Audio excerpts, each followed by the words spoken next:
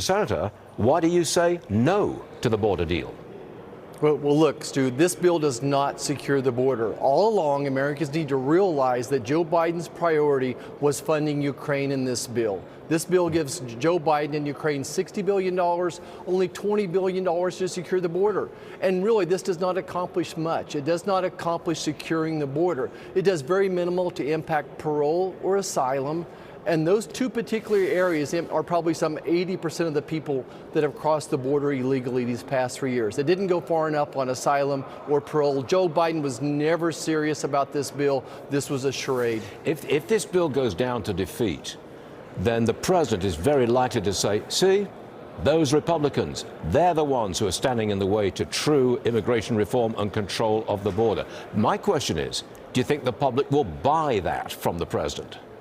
Well, that's exactly my point, Stu, is that Americans are smarter than that. Come November, they will make the final decision on this, and they're going to vote Joe Biden out of office exactly on this issue. I've been saying for 6 months that this open border is the #1 issue of this presidential election. Joe Biden could shut the border down yesterday if he wanted to. He has the legal authority, but again, he doesn't really care about border security. His priority is funding Ukraine. We need a new president who's going to secure the border.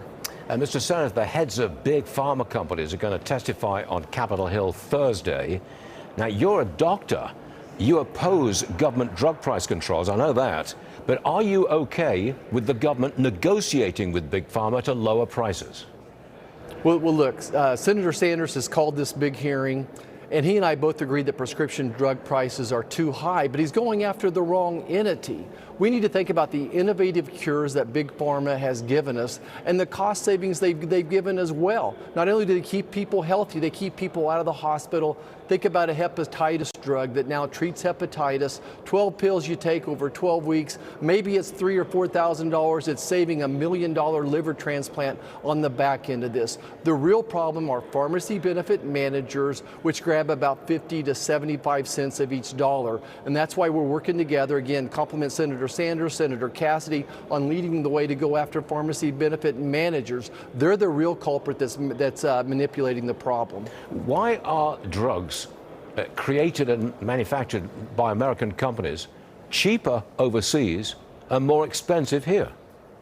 Right. So I think that's a great question. I think it's a valid point. But many of the drugs that would go overseas are never actually given to the public. Only a fraction of the drugs that we have, these miracle drugs that maybe treat cancer, the new drug that's going to treat Alzheimer's is out there as well, they'll never even make it to market there. And then what happens are these foreign nations say, look, if you don't give us a special deal on this, we're just going to steal your intellectual property and make generics. And by the way, the 7th bill that Joe Biden signed was legislation we wrote that promoted biosimilars and generics getting to market sooner, and that's why we're seeing drug prices start to fall when it comes to treating diabetes as well. Look, I'm going to promote competition. Bernie Sanders wants this this Medicare for all that's going to drive down innovation and make people stand in line for treatments. Got it. Senator Marshall, thanks for joining us this morning. See you again real soon. Thank you, sir.